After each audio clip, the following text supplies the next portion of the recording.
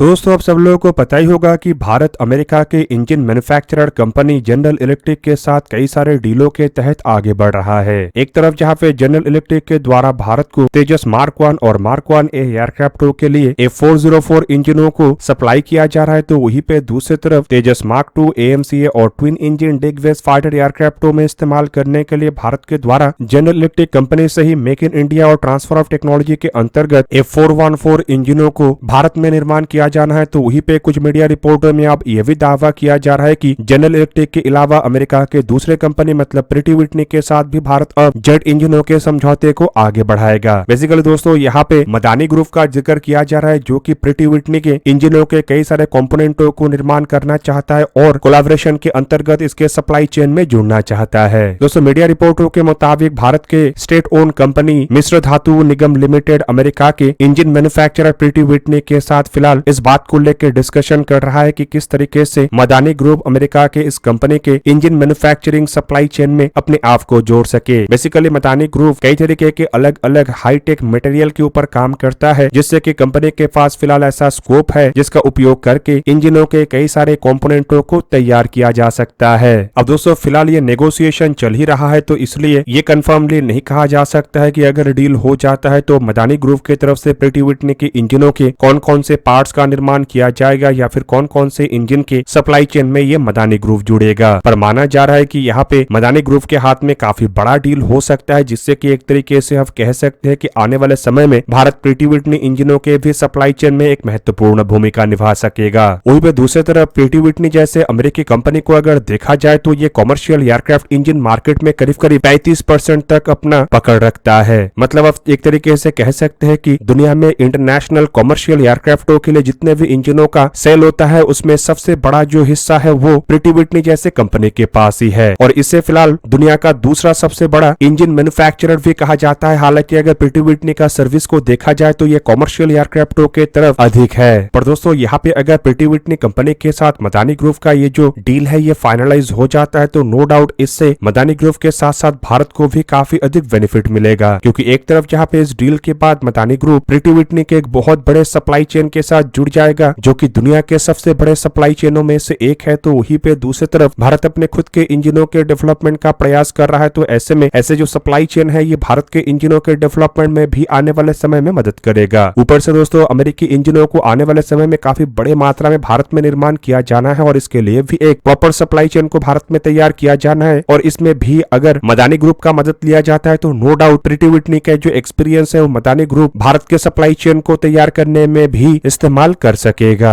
अब दोस्तों ये मदानी ग्रुप जैसे कंपनी की तरफ से पहला ऐसा प्रयास है जिसके अंतर्गत प्रिटी व्हिटनी जैसे इतने बड़े कंपनी के साथ जुड़ने का तैयारी किया जा रहा है। तो वहीं पे आप लोगों को बता दूं कि भारत जो जनरल इलेक्ट्रिक के इंजनों को असल में खरीद रहा है वो डील हिंदुस्तान एरोनॉटिक्स लिमिटेड के साथ होने वाला है। यहाँ पे Hindustan aeronautics limited general electric के A414 इंजनों को यहाँ पे संपूर्ण रूप से बनाएगा, और उसके लिए अमेरिका के द्वारा भारत को 80% ट्रांसफर ऑफ टेक्नोलॉजी किया जाएगा। तो वहीं पे भारत के कई सारे स्टेट ओन और प्राइवेट सेक्टर कंपनी ऐसा होगा जो हिंदुस्तान एरोनॉटिक्स लिमिटेड के साथ इस काम में एज ए सप्लाई चेन के रूप में जुड़ा रहेगा। जबकि इसके अलावा आप लोगों को यह भी बता दूं कि भारत की तरफ से एक स्वदेशी 110 से 120 किलोन्यूटन थ्रस्ट वाले इंजन को भी डेवलप करने को लेके अपना तैयारी किया जा रहा है, जिसके लिए भारत विदेशी कंपनी खास करके अमेरिका, ब्रिटेन और फ्रांस के कंपनी के साथ बातचीत करेगा। और आप लोगों को यह भी बता दूं कि इस डील के अंतर्गत भी असल में इंजनों को भारत में ही ट्रांसफर ऑफ टेक्नोलॉजी और इंटेलेक्चुअल प्रॉपर्टी राइट शेयरिंग के अंतर्गत बनाया जाना है। दूसरी तरफ दोस्तों भारत इंजन के मामले में अपने खुद के एक प्रयास को भी चला रहा है, जिसमें आंशिक रूप में भारत को तो अब तक सफलता मिल चुका है, और इस सफलता को ड्राई कावेरी इंजन कहा जाता है। जबकि इसके अलावा भारत इन कावेरी इंजनों के बेस पे ही एक फुल स्केल इंजन या फिर कहे तो 90 किलोन्यूटन थ्रस्ट वाले इंजन को तैयार करना चाहता है, जो कि कावेरी 2.0 होगा, और शायद आने वाले समय में भारत इन इंजनों का उपयोग तेजस मार्क 1 और मार्क 1A जैसे एयरक्राफ्टों से A404 इंजनों को रिप्लेस करने के लिए करे। अब दोस्तों एक तरफ जहाँ पे A414 के बाद प्रिटी व्हिटनी जैसे कंपनी के साथ भारत अच्छे खासे डील को आगे बढ़ाने को लेके काम कर रहा है, तो वहीं पे दूसरी तरफ भारत अपने बेड़े के जैगुआर एयरक्राफ्टों को और लंबे समय तक इस्तेमाल करने के लिए यूके के सामने एक रिक्वेस्ट रखा है। दोस्तों यहाँ पे मैं आप लोगों को ऑलरेडी एक वीडियो के माध्यम से बता चुका हूँ कि किस तरीके से भारत के द्वारा आने वाले कुछ सालों के बाद अपने बेड़े के जैगुआर डेरेन 2 एयरक्राफ्टों को रिटायर करने का तैयारी किया जा रहा है। तो वहीं पे जो डेरेन 3 एयरक्राफ्ट है इसे शायद साल 2035 तक भारत के द्वारा इस्तेमाल किया जाए। पर दोस्तों इन एयरक्राफ्टों को इतने लंबे समय तक इस्तेमाल करने के पीछे जो सबसे बड़ा बाधा है वो है इन एयरक्राफ्टों के स्पेयर पार्ट्स अवेलेबल ना होना। और रिपोर्ट में अब दावा किया जा रहा है कि भारत की तरफ से ब्रिटेन के सामने इन जैगुआर एयरक्राफ्टों को कुछ और समय तक मेंटेन रखने के लिए करीबन 9 डिकमीशन जैगुआर एयरक्राफ्ट और 150 से अधिक स्पेयर पार्ट्स को लेकर एक रिक्वेस्ट रखा गया है, जैसे कि एटलीस्ट इंडिया के जो 3 स्क्वाड्रन जैगुआर डैरेन 3 एयरक्राफ्ट है उसके बेड़े को साल 2035 तक इस्तेमाल किया जा सके। अब दोस्तों इंडियन एयरफोर्स के बेड़े को अगर देखा जाए तो रिपोर्ट के मुताबिक 70 के दशक से इंडियन एयरफोर्स के द्वारा इन जैगुआर एयरक्राफ्टों को इस्तेमाल करना शुरू किया गया और रिपोर्ट के मुताबिक इंडियन एयरफोर्स की तरफ से करीब करीब 160 के आसपास ऐसे जैगुआर एयरक्राफ्ट खरीदा जा चुका है, जिनमें से 120 से भी अधिक एयरक्राफ्ट फिलहाल इंडियन एयरफोर्स के बेड़े में ऑपरेशनल है। मतलब करीब करीब 6 स्क्वाड्रन एयरक्राफ्ट इंडियन एयरफोर्स इस्तेमाल कर रहा है, लेकिन इन एयरक्राफ्टों को लगातार इस्तेमाल लायक रखने के लिए स्पेयर पार्ट्स का काफी अधिक जरूरत है और ब्रिटेन और फ्रांस की तरफ से तो काफी लंबे समय से ही जैगुआर एयरक्राफ्टों को निर्माण करना भी बंद कर दिया गया। ऐसे में स्पेयर पार्ट्स का जो मुश्किल था उसे दूर करने के लिए बताया जा रहा है कि मिनिस्ट्री ऑफ डिफेंस की तरफ से ब्रिटेन के सामने कम से कम 9 पुराने डिकमीशन जैगुआर एयरक्राफ्ट और कुछ स्पेयर पार्ट्स सप्लाई करने को लेकर एक बड़ा रिक्वेस्ट रखा गया है। और दोस्तों जैगुआर ऐसा कोई पहला एयरक्राफ्ट नहीं है जिसके मेंटेनेंस और रिपेयर के लिए भारत के द्वारा अन्य देशों से डिकमीशन एयरक्राफ्टों को तलाश किया जा रहा है। जैगुआर के अलावा भारत के द्वारा अपने मिराज 2000 जैसे एयरक्राफ्टों को भी मेंटेन रखने के लिए पुराने एयरक्राफ्टों का तलाश किया जा रहा है, लेकिन दोस्तों मिराज 2000 जैसे एयरक्राफ्टों का जगह जहां पे इंडियन एयरफोर्स के दूसरे एयरक्राफ्ट ले सकता है तो वहीं पे जैगुआर एयरक्राफ्टों का जो रोल है वो असल में इंडियन एयरफोर्स में काफी अधिक खास है, क्योंकि इन एयरक्राफ्टों को फिलहाल इंडियन एयरफोर्स के द्वारा रिकॉनेसेंस के साथ साथ ग्राउंड स्ट्राइक और क्लोज एयर सपोर्ट के लिए इस्तेमाल किया जा रहा है। और फिलहाल इंडियन एयरफोर्स के पास ऐसे सिमिलर रोल के लिए दूसरा कोई एयरक्राफ्ट नहीं है। हालांकि जो मल्टी रोल एयरक्राफ्ट है उसका उपयोग काफी हद तक जैगुआर एयरक्राफ्टों की जगह में किया जा सकता है। दूसरी तरफ दोस्तों अगर जैगुआर एयरक्राफ्टों को देखा जाए तो ये काफी पुराने भी हो चुका है और इन एयरक्राफ्टों को रिप्लेस करना जरूरी भी था, लेकिन फिलहाल अगर इन सभी के सभी 6 स्क्वाड्रन एयरक्राफ्टों को रिप्लेस कर दिया जाता है तो नो डाउट इससे इंडियन एयरफोर्स के स्ट्रेंथ के ऊपर काफी असर पड़ेगा। ऊपर से करीब करीब 3 स्क्वाड्रन जैगुआर एयरक्राफ्टों को ऑलरेडी डैरेन 3 के अंतर्गत इतना अपग्रेड किया गया है कि इन एयरक्राफ्टों को आने वाले समय में इस्तेमाल किया जा सके और इसी वजह से भी जैगुआर एयरक्राफ्टों के डैरेन 3 को साल 2035 तक इस्तेमाल करने का बातों को रखा जा रहा है। लेकिन स्पेयर पार्ट्स का अगर सप्लाई नहीं होता है तो नो डाउट इसे भी इस्तेमाल करना भारत के लिए काफी चैलेंजिंग होगा। रिपोर्ट में दावा किया जा रहा है कि ये जो 9 एयरक्राफ्ट भारत के द्वारा हासिल करने को लेकर ब्रिटेन के सामने रिक्वेस्ट रखा गया उसमें असल में 5 सिंगल सीटेड GR1 और 4 ट्विन सीटेड T2 वेरिएंट है, जबकि इसके अलावा 150 अलग अलग टाइप के स्पेयर पार्ट्स को भी भारत खरीदना चाहता है, जो कि कोई छोटा मोटा डील नहीं बल्कि काफी बड़ा और काफी महत्वपूर्ण डील होगा।